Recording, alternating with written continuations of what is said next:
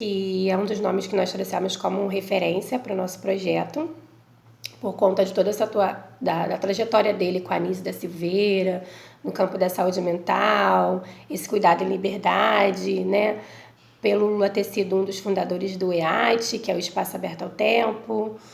Então, vamos falar um pouquinho dele agora, né? Lula, ele é pernambucano, nascido no Recife. Ele estudou medicina, se formou em psiquiatria, mas atua em duas áreas, que é a psiquiatria, que ele é psiquiatra, né, e artista visual.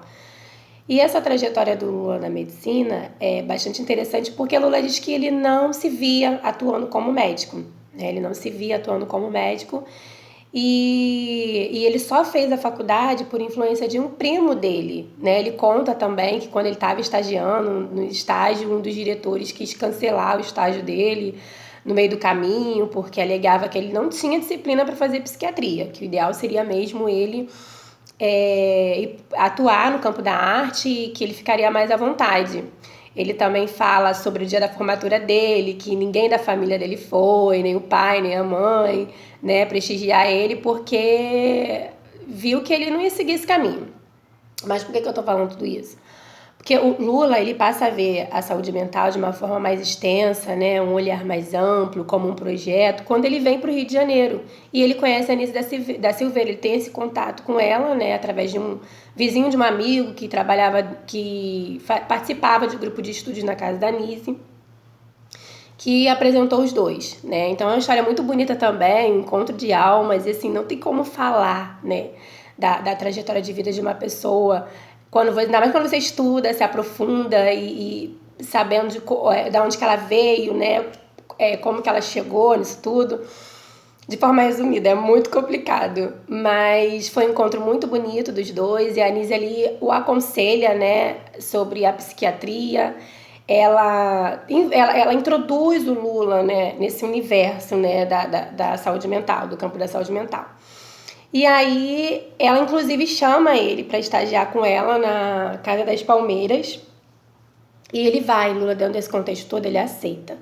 E aí ele começa a trabalhar, né, a envolver, né, misturar ali a arte com a loucura, né, a cultura com a saúde mental.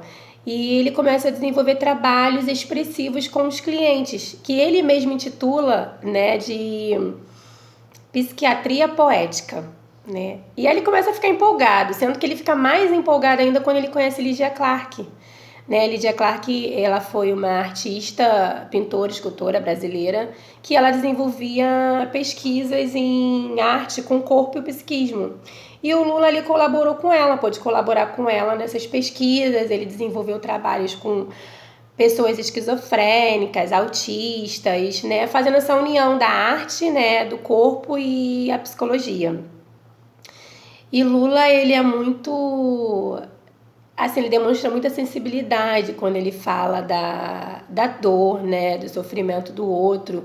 A questão dele com o EAT é muito linda e poética, a criação do EAT, que também vale a pena conhecer. Como ele tinha essa proximidade com a Lígia, ele passou a utilizar muito das experiências dela, das atividades dela, no EAT, porque a ideia do EAT era essa, colocar as expressões do lado de fora, né, da comunicação, de não sair do campo da poesia.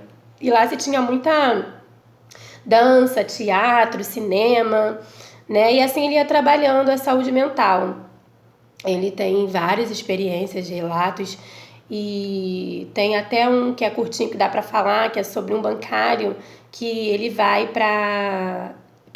um dia ele resolve andar bem devagar, bem lentamente, e o Lula vai com ele, o acompanha para poder tentar esse diálogo, essa comunicação, né? E ele consegue, né? O bancário, ele começa a falar e fala sobre o corre do banco, sobre a identificação dele com uma árvore e sobre a criação de um poema através dessa identificação com a árvore.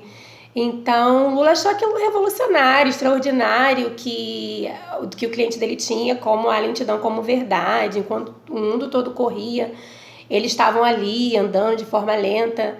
E ele fala que a nossa ferramenta de trabalho, né, são as nossas próprias experiências. Então, assim, é muito bonito estudar, mergulhar, assim, sabe? Conhecer a história dessas pessoas, né? Como a Anísia e o Lula. Fizeram, né? Puderam fazer a diferença na vida dessas pessoas.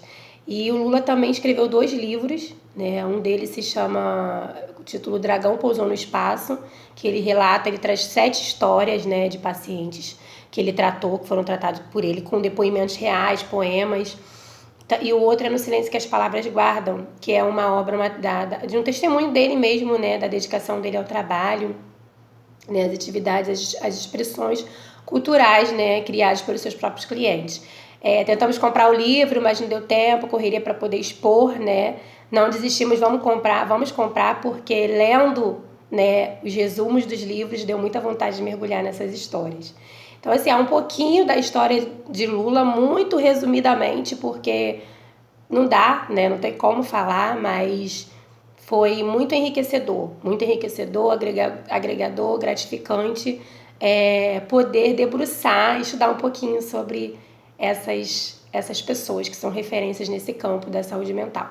Agora eu vou passar para minha amiga Ingrid, que vai falar um pouquinho da Anísia Silveira, que também é um nome referência do nosso projeto.